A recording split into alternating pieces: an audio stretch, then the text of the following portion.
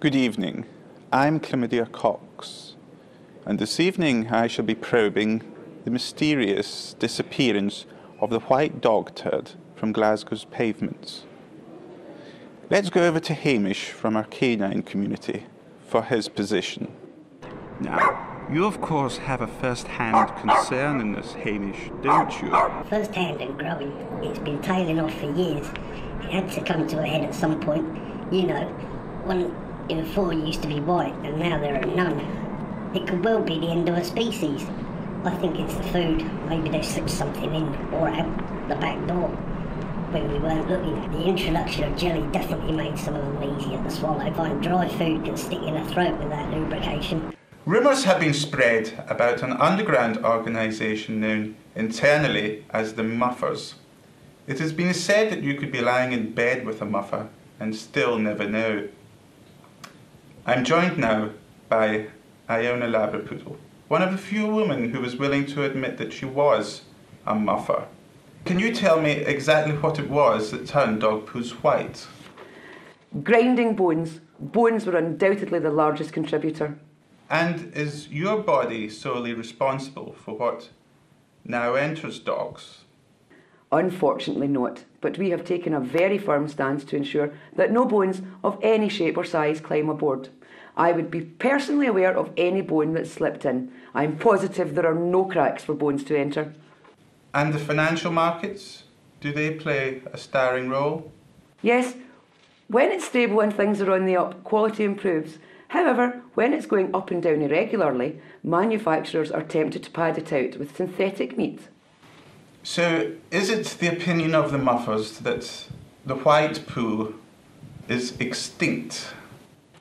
Yes, it's the Dodo of Doo Doos, and it will never again rear its ugly head. I decided that I should speak to a specialist and managed to track down a man by the name of Hans Schniffer, a renowned master turd taster. So Hans, how did you develop a passion for this particular interest? From my mother. She was a bitch. Now, is there a particular technique to turd testing? Similar to wine tasting, for example. Do you savour the aroma first? Do you spit or do you swallow? It depends on how much salt it contains. Its consistency when it hits the back of the throat. And is there an optimum length of turd? Well, I find 8 inches is quite fulfilling. But I think length is more important than width. I can imagine 8 inches being quite hard to handle. Hans? Hans?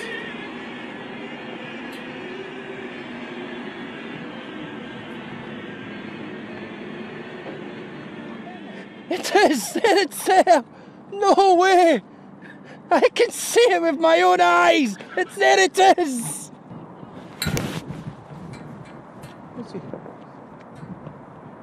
Cut! Cut!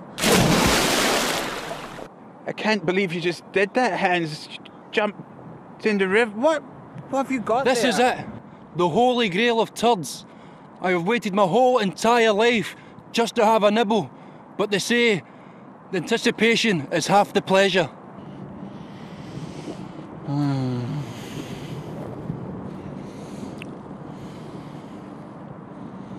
Oh my God. The flavour, so divine. Western Scotland cream-filled sausage, my favourite.